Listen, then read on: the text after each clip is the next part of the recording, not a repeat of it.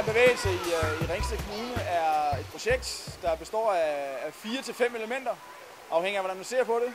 Vi har nogle børneaktiviteter, som vi ser her.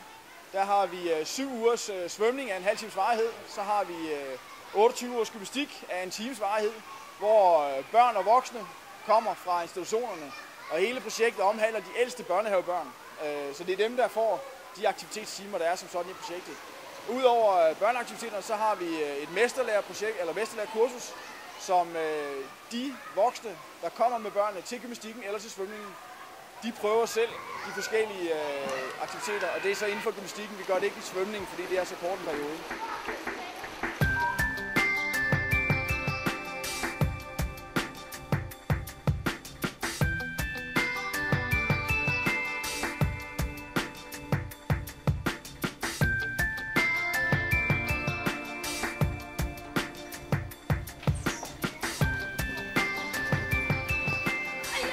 Så Clara Sofie, som er min datter, har i hvert fald rigtig meget fornøjelse af det.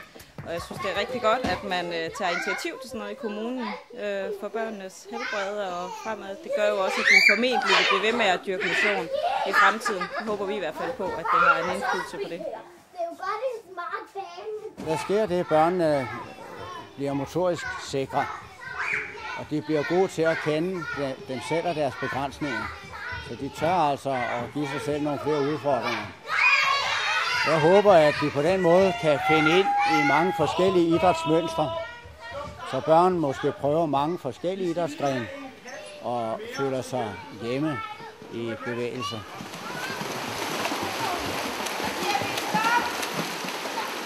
Men man havde i Ringsted Kommune et ønske om at lave et partnerskab mellem de lokale idrætsforeninger, daginstitutionerne i kommunen og så kommunen som sådan. Og der søgte man Familiestyrelsen om nogle midler, dem fik man, og kommunen har sig selv puttet nogle penge i os. Og nu har vi kørt det, vi er i gang med 3. år i projektet, og her fra 1.1.2010 er kommunen selv gået ind og har finansieret det videre forløb, så man er gået over i en drift med det. Og vi har ca. 350-370 børn om året, som er utrolig glade for det. Og vi ser stort set kun positive ansigter og smil og glæde og råb og skrig af den positive karakter.